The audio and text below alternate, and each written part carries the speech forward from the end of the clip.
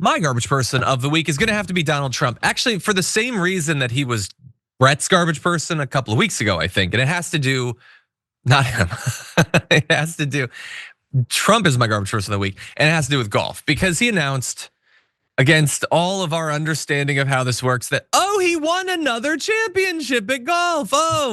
All he does is win, win, win, or cheat, cheat, cheat. Yeah, but here he is, apparently at Bedminster. He won again. Weird that he always wins on his own golf courses. Strange. And evidently, here he is winning on and off the course. Now, why exactly they're tweeting out about this? Strange. Again, they know how much he needs to be flattered. So yeah, no, he won, President Trump, over all the other people. And look, maybe he did win. I can't say for sure. Maybe he did win in this one. But if he did, I have a couple of theories as to why. The first, of course, has to do with the cheating, which you'll see demonstrated in this clip.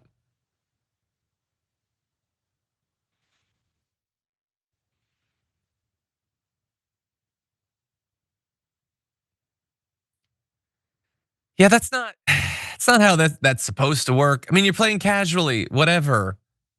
Again, multiple clips of his caddies dropping the ball for him. And Brett, when we go play like casually, we move the ball or whatever.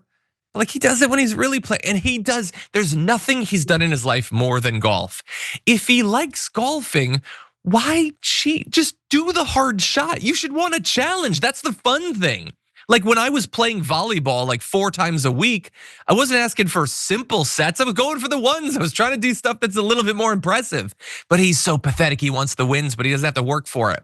The other is that it might just be a social thing that when you play against Trump on his course, you let him win.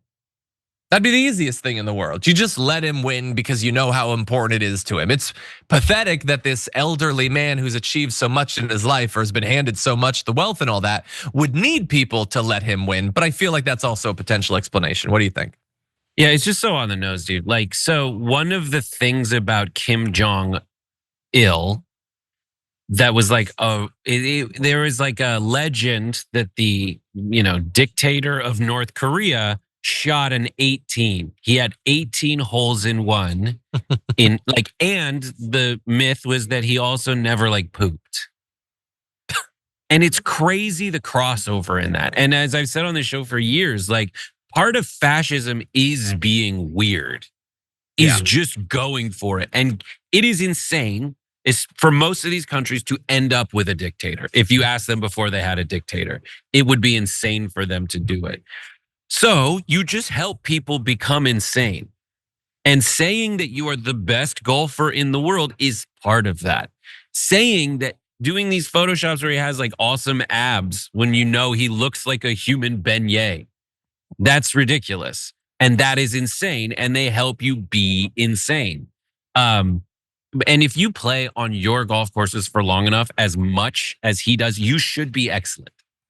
And he has like a weird swing, but old men swings are just weird because it's whatever your body lets you do. And he's got a fine functional swing. He did a video with Bryson DeChambeau where they were trying to break 50 on his course from the forward tees, doing like whoever hit it best, you hit from there. And he wasn't bad. Like he's not a bad golfer, but like, does he win the course championship? Only through a lot of help, I would say. Yeah.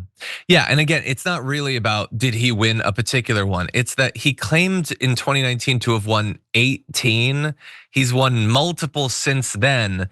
And there are like professional golfers who haven't won a fraction of that. And again, it's always on his course where he's in control. A little bit suspicious. And I know this is not really fast. This is not the most important thing, but it's revelatory as to his character. Do you think Obama would like that? Everybody who plays basketball with him while he like all the Secret Service or whatever, they all are like behind the scenes, like, yeah, dude, just let him win, or he'll just start crying or whatever. Like, can you imagine? Of course not, man. The dude doesn't need to be handed this sort of stuff. Pathetic people do that. Pathetic, and that is Donald Trump. Final point goes to you. Yeah, there's a thing in golf called your handicap, right? And that sounds weird, but essentially, like It's like, oh, if I want to go out and play with someone who's really good and I'm not very good, how do I do it? The handicap is like, I usually do 15 strokes worse than that guy. So let's find a way on each hole, except for 3, to take one shot off my score, right? Anyways, it's a way to kind of create a level playing field. They have that in board games, so I understand. And thank you. I'm sorry I didn't put in that. But there's people that game it, and Trump is exactly that guy, where he wants to have it both ways. He wants to be good, but also get unnecessary assistance. It's the most Trump thing ever. So I guarantee this guy is like, I'm an excellent golfer. I win the club championship with an 11 handicap. So he's probably doing that and like not counting. He like frame his scorecard when he plays well and put it on the wall, but he won't enter it into the system to make his handicap lower. Like he's exactly that kind of player. Yeah. Well, those are our garbage people of the week. Here is who you all voted for. 72,000 of you voted. And coming in at number 4 with 13% of the vote is Donald Trump for defending the firing of the labor stats head. I would have thought that would do better. 15% went to the DOJ for moving Ghislaine Maxwell to a nicer prison. 22% for RFK Jr. for pulling $500 million for vaccine development. But 51% went to Greg Abbott for trying to gerrymander Texas to get more seats. Admittedly, all great options. Thank you to everybody who voted. But now it is time to get positive with our hero of the week. 58,000 of you voted. 3% went to Elizabeth Warren for defending Zoran Mamdani's policies. 5% to Jon Stewart for calling out GOP hypocrisy over late night hosts. 6% to Charlemagne the God for ripping into Trump on Fox News. Not even 85% has got to be the highest we've had. That goes to the Texas Democrats for fighting Greg Abbott's gerrymandering. Gee, I wonder which issue y'all care the most about this week. Well, thankfully, we've covered it a lot. And we even brought on one of those representatives, John Busey III. Maybe we can check in with them again next week. I think that would be a good use for our time. CDN Northstock Dad, the super chat says that now that Jeanine Pirro is officially a judge in DC, I don't think technically a judge, but I cannot wait to see Cecily Strong do her on SNL. Whatever brings Cecily back to SNL for a night is fine by me.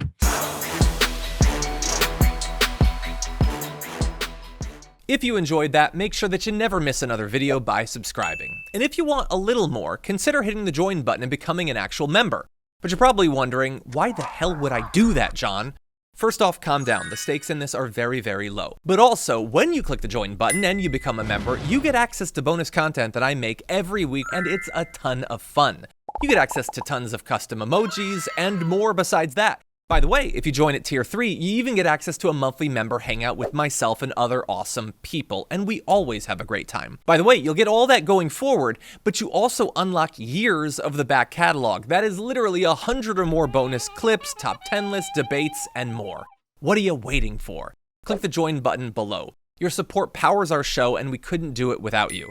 Or at the very least, I wouldn't really want to try. Viewers like you keep me here. So thank you in advance for joining.